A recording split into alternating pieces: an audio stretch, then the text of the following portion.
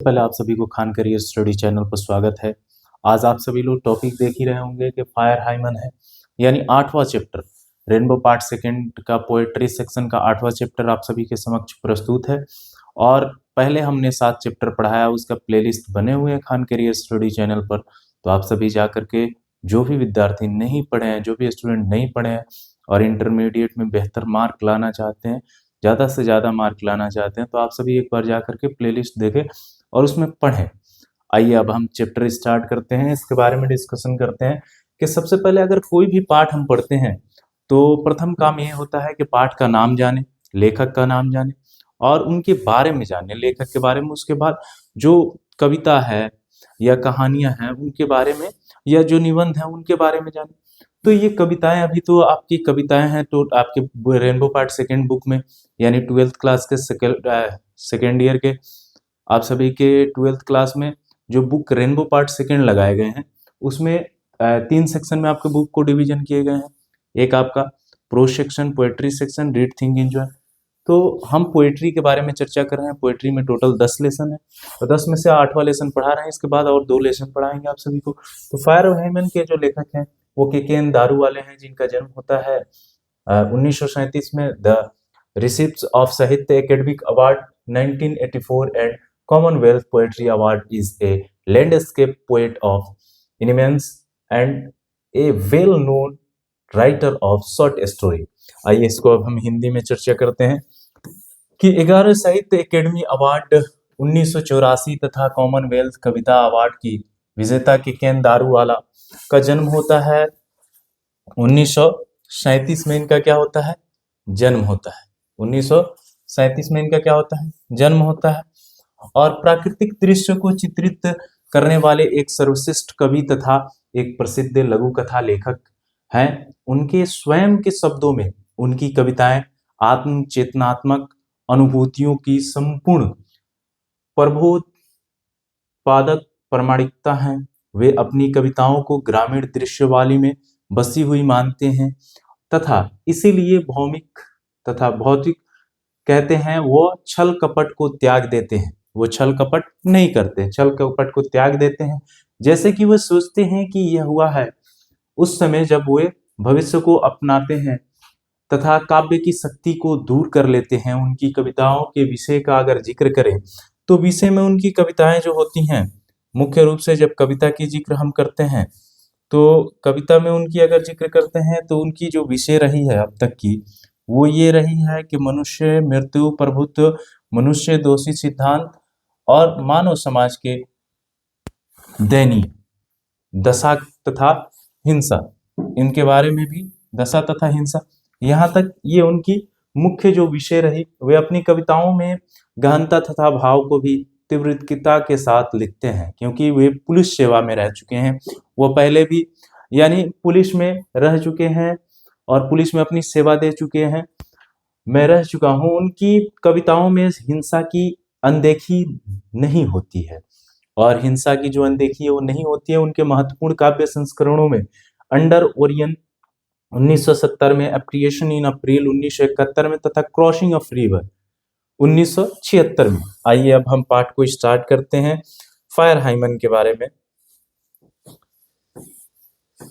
पहला पैराग्राफ, पहले इंग्लिश का हम आप सभी को बताएंगे। The burning heart erupted phosphorescence and wandering ghost lights frightened passer-by as moonlight scuttle among the bones. Once strolling at dawn past river bank and ghats, we saw embers losing their cruel redness to the grey ash that swells, and half-cooked limb bore witness to the fire debauchery।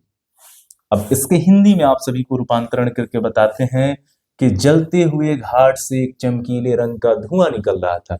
कभी आप लोग गए होंगे घाट पर, निश्चित रूप से, जहां लोगों को जलाए जाते हैं, वहां पर गए होंगे तो देखे होंगे कि लकड़ी इकट्ठा करके उसमें व्यक्ति को रख करके फिर लकड़ी उस पर डाल करके लोगों को जलाए जाते हैं, यानी अस्थियां लोगों की जलाई जाती हैं। ठीक वही जिक्र इसमें किया गया है कि जलते हुए घाट में एक चमकीले रंग का धुआं निकल रहा था। तथा भटकती हुई भूतिया रोशनी वहां से गुजरने वालों को भयभीत कर रही थी। और जब उसमें से भूतिया रोशनी निकल रही थी तो वहां से गुजरने वाले जो राहगीर थे वो भयभीत हो रहे थे, यानी डर रहे थे। और चंद्रमा की रोशनी मृत शरीर की हड्डियों में से तेजी के साथ गुजर रही थी।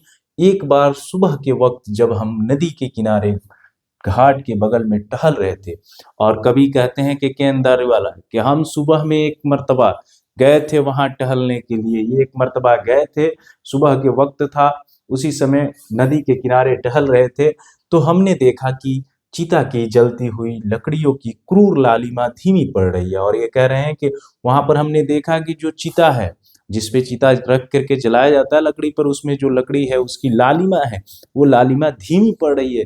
रात को जलाया गया होगा, सुबह में टहलने गए होंगे तो देखे होंगे कि ये देख रहे हैं कि उसकी जो लकड़ी की लालिमा है वो धीमी पड़ रही है, यानी कम हो रहा है, और वह राख में बदलती जा रही है। जब लालिमा कम होगा, जब लकड़ी जलते जाता है तो देखते हैं कि ऊपर राख बनने लगता है, धीरे धीरे उसका जो आग होता है वो कम होने लगता है, जो सब कुछ अपने अंदर समाहित कर लेती है।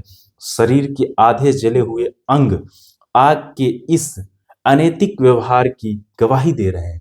शरीर के आधे जले हुए अंग जो हैं वो अनैतिक व्यवहार की गवाही दे रहे थे। और आगे फिर कवि क्या कहते हैं कि my father said you see those hall burn fingers and one stops the fire eight times forget it's dead A Zoroastrian, I, my child, fingers clenched into a little knot of pain. I swore to save fire from the scene of forgetfulness. अब इसका हिंदी कहते हैं कि मेरे पिता ने कहा, तुमने उन अधजली उंगलियों और हड्डियों की अवशेष को देखा। कई बार आग अपनी शरण में आए मृत शरीर को भूल जाती है, और कई बार क्या होता है कि जब आग धीमी पड़ जाती है तो मृत शरीर को आए मतलब उसके अंदर आए हुए उसको भूल जाती है। कभी कह रहे हैं कि ऐसा आग में होता होगा, लेकिन उसके आगे की जब जिक्र की जाती है कि मरे हुए बच्चे की मुट्ठी बंद है, और जब बच्चा कोई चीज बहुत जोर से पकड़ता है, बहुत तकलीफ में रहता है, तब वो मुट्ठी बंद करता है। यानी जब रोता भी है, आप छोटे बच्चों को कभी रोते हुए देखे होंगे तो दोनों मुट्ठी बंद करके ऐसे रोता है, बहुत बहुत तकलीफ में होता है तब।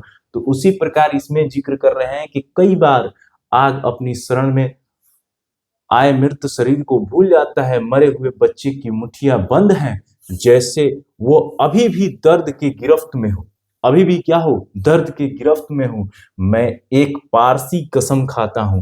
ये पारसी कसम खाते हैं कौन, के दारू वाला, और कहते हैं कि मैं एक पारसी कसम खाता हूं कि मैं आग को अपना कर्तव्य भूलने के पाप से बचाऊंगा। यानी आग जो जिस चीज को भूल रहा है, लोगों को अपने अंदर समाहित, उसकी कुछ अस्थियां अपने अंदर समाहित करने से भूल रहा है, मैं उस पाप को, अपने कर्तव्य को भूलने के पाप से उसे क्या करूंगा, बचाऊंगा। अब इसमें आगे कहते हैं कि I never forget and 20 years since as I consign my firstborn to the flames, the nearest tower of silence was 1,000 miles. The fire hymen said to me, you stand forgiven, broken, yet realize I swore this time to save it from the scene of forgiving। फिर इसमें कहते हैं कि मैं इसे कभी भी नहीं भूला, मैं कभी भी भूला नहीं, तथा 20 साल बाद जब मैंने अपने पहले जन्मे बच्चे को आग के हवाले किया था। ये कह रहे हैं कि मैंने कभी नहीं भूला जब मैंने अपने बच्चे को 20 साल पहले आग के हवाले किया था। इतना दुख भरी कहानी रही, उस समय दृश्य रहा होगा। और हवाले किया तो मैंने देखा कि सबसे नजदीक टावर ऑफ साइलेंस जहां मृत शरीर को रखते हैं, वहां वह हजारों मील दूर लग रहा था। जब इनके घर के करीब था एक पिता के लिए, तब सबसे बड़ी दुख की बात बन जाती है जब पिता के कंधे पर एक बेटा के जनाजा होता है उस समय। और वही बात ये कहते हैं कि आग का पवित्र गीत मुझसे कहता है तुम्हें माफी मिल गई है, किंतु मैं टूटा हुआ था और फिर भी विद्रोह करना चाहता था। इस बार मैंने इसे भूलने के पाप से बचाने की कसम खाई। और उसके बाद ये क्या करते हैं, कसम खाए, अब क्या करते हैं कि इस बारे में मैंने भूलने के पाप से बचने की कसम खाई। जैसे इसे भूला नहीं जा सकता, कुछ ऐसी घटनाएं होती हैं जीवन में जिसे भूला नहीं जा सकता। ये पार्ट जो फायर हाइमन है कि जो कहते हैं फायर हाइमन में के अंदारू वाला कि जब ये नदी के किनारे टहलने गए तो वहां पर जब क्या है कि वहां लोगों को जलाया जा रहा था, तब की बात करते हैं। और फायर हाइमन में जैसे इनकी मूल्य जो उद्देश्य रहा, इन्होंने कहा कि जिंदगी इतनी आसान नहीं है, बस इतना समझ लीजिए कि आग का दरिया है और डूब कर जाना है। जिंदगी इतनी आसान नहीं है इस दुनिया में। अगर आसान होती तो हर कोई आसानी से इस जीवन को यापन कर लेता, क्योंकि सबके जीवन सामान्य नहीं है। और वही बात इसमें कौन बता रहे हैं, के अंदारू वाला कह रहे हैं कि सबका जीवन सामान्य नहीं है और लोगों को अंतिम समय में जब जलाए जाते हैं उसकी व्याख्या किए हैं कि जो आग है, आग की व्याख्या करके इसमें प्रस्तुत करते हैं। और अभी के समय में आपको बता दें हम कि आप सभी इंटरमीडिएट से एक इंटरमीडिएट का तैयारी कर रहे हैं, सेकेंड ईयर का यानी 12th का। 2026 में आप सभी का एग्जाम है। अगर अभी से भी नहीं पढ़े हैं तो अब से भी तत्पर हो जाइए पढ़ने के लिए। और निश्चित रूप से चूंकि आपका बोर्ड एग्जाम का डेट भी क्लियर हो चुका है और 2 फरवरी से आपके जो साइंस के विद्यार्थी हैं उनका परीक्षा भी चालू होना है और 2 ही फरवरी से, तो महज बहुत कम दिन बचे हुए हैं, गिने चुने ही दिन बचे हुए हैं। नए साल भी आने वाले हैं। नए साल आने से क्या फर्क पड़ता है जब आप पढ़िएगा ही नहीं। तो अभी से भी आप पढ़ाई स्टार्ट कर दीजिए और हमें पूरा उम्मीद है कि आप पढ़ भी रहे होंगे। आखिरी 2 चैप्टर इसमें बचा हुआ है पोएट्री सेक्शन में, उस 2 चैप्टर को भी मैं खत्म कराऊंगा। और आपका ये कर्तव्य बनता है कि आप पढ़ाई करते रहिए, स्वस्थ रहिए, मस्त रहिए, पढ़ते रहिए। जय हिंद, जय भारत।